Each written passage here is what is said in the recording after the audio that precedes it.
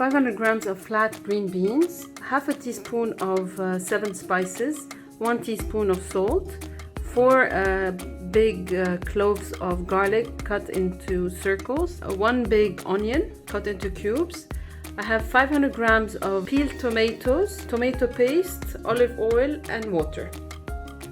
The beans have already been prepared, so we've already cut the top and the bottom and we've removed the sides. There's this kind of string that will be not really nice to eat. So first step, I'm heating the pan. I'm going to put 1 tablespoon of olive oil and put all the beans in it. And start the process of the cooking of the beans for maybe 5 minutes. Okay, it's been 5 minutes. I'm going to put the beans back into the bowl. Now I'm going to add another tablespoon of olive oil in the same pan and add the onions and the garlic.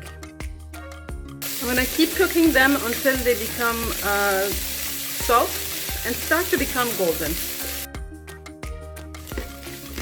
You can see that the onions are ready. I'm going to add the tomato and keep cooking them.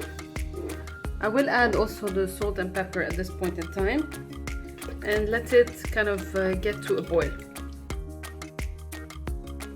Now the tomatoes are boiling. I'm going to add the green beans, mix them well.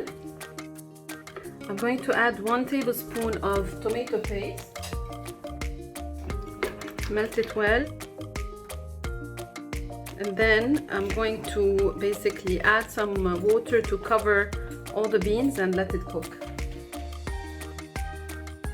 And then let it boil until the beans become really soft and tender when you kind of take the bite. So for me, if it's I'm using a normal stove, that takes around an hour and a half until the beans are really soft. But if you're using a pressure cooker, that would take maybe 30 minutes. It would be best to cover the pan as well for it to cook very well and for the steam to stay inside.